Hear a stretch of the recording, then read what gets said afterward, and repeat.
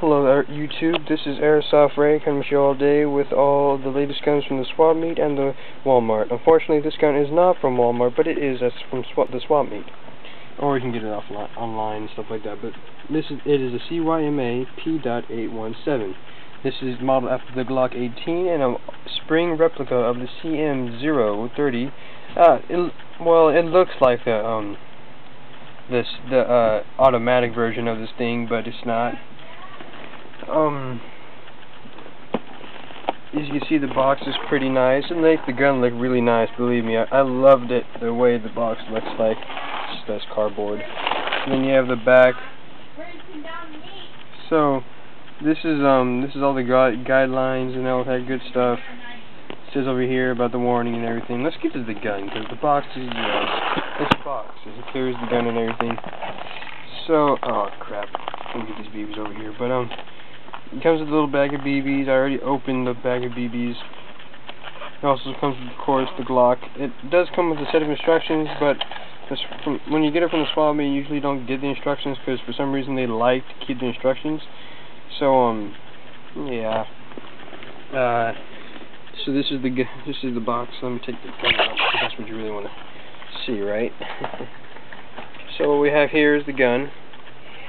It has good sights. It looks almost exactly like the Glock, except that it doesn't have, like, the Glock Australia thing right here, and then it doesn't say Glock right here. I'm gonna try to put that on there. I already took the CYMA signal sign on there, so I'm just gonna go ahead and put the Glock right here. Probably engrave the Glock right over here too, make it look more realistic. The only thing that really pisses me off is the side, the wind ports that make it look a little more realistic. It has P.817, if you can see that. But you know, and then it has made in China. That's something that pisses me off. Otherwise, it looks pretty real. This piece right here, you can't move it. I mean, look. Yeah, oh man, if you keep on moving that, you'll probably break the gun sooner or later. This gun is actually pretty heavy for a couple of reasons. I'll show you one of the reasons after I get done showing you the clip. Now that I took it off, it's pretty light, but there's still a little weight, mainly in here. So, here's the clip. This is very interesting. Plastic on the outside, but if you can see in the inside, there's a long stick of metal. Now, if I were to take this clip apart, I could show you, but I'm not going to do that, alright? Just telling you that right now. The clip is pretty natural. It carries 19 rounds if you put it in the right way. It'll side up, it'll come it'll side up when you put it in. I mean, it's pretty natural clip. The clip makes the BBs look like it was actually from a Glock, because the original Glock, it'll have a one dot right here, one dot right here, and it'll be like crisscross. But yeah, the clip is really ordinary. Now let me put that clip back into the gun. Oh yeah. So back to the gun. The gun itself is pretty nice. The way it is built, there's stone. Let me show you if you can. You see that right there? That is a piece of stone. That's that's another thing that CYMA is so famous for. Stone and gun. There is also stone in their shotguns and all that other good stuff. It makes minor weight. But what I'm actually pretty proud of is that right over here, the piece where it cocks back is actually metal. So I'm really proud of that. Another thing that pisses me. But this pisses me off right here. The trigger, kind of mushy. I mean, you can't pull it like a regular trigger would. I mean, it doesn't feel right. And you have these little guy right here.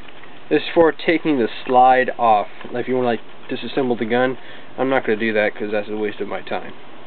Then you have the rail right here for putting on lights and stuff like that, lasers, and then you have the highlight tip. Pisses me off.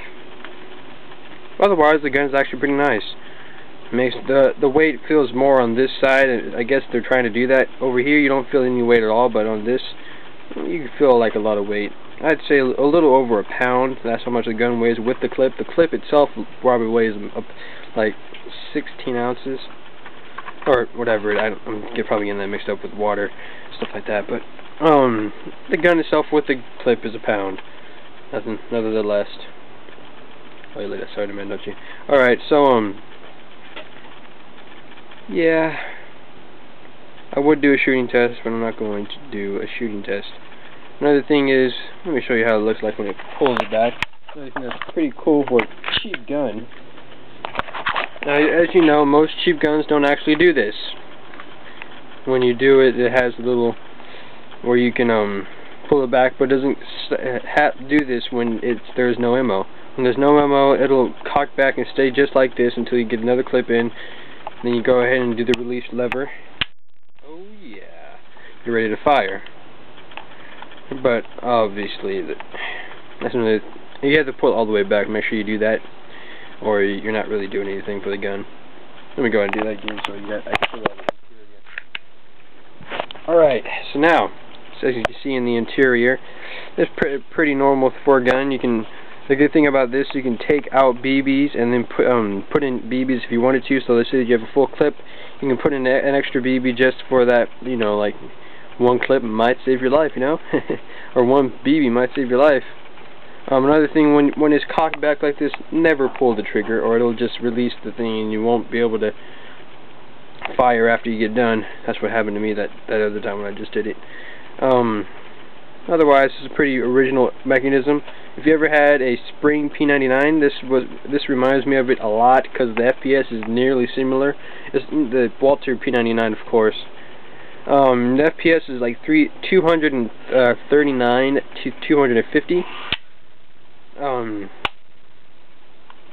It's a pretty good FPS for a cheap gun. I mean, for 15 bucks, you can really beat this. I mean, that's how much I got it for, of course, though. I want to upgrade it though, so I'm gonna get like a different spring.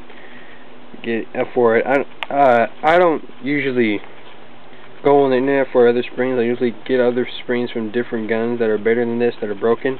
Then I put it on here if it works, or it's like, you know, like that one little cheap gun I got. It's now like, it used to have like 240 FPS. Now it's like 300. It's almost breaking. But this should be able to withstand it because this is like solid. Very comfortable when you hold it. Well, I would recommend this gun for probably backyard wars. This is be your secondary weapon for airsoft battle. Probably a backup. Like, I mean, this gun is pretty reliable, but the FPS, unless you actually did get it upgraded, it sucks. I mean, for a real airsoft battle, like if you go to Hollywood Sport or anything like that. Actually, I'm gonna go there in a couple more days. I'm going to bring this guy out, see how it works with this bad boy. Oh yeah, UHC Super 9. Cousin gave that to me, but that's besides the point. But otherwise, this is a pretty good gun. The box is very phenomenal. I love how they did it. And like I said, Airsoft Ray coming at you all day. Latest and greatest airsoft reviews. If you have any questions, I don't mind comments. Just don't make them inappropriate. And that's about all. Bye, YouTube.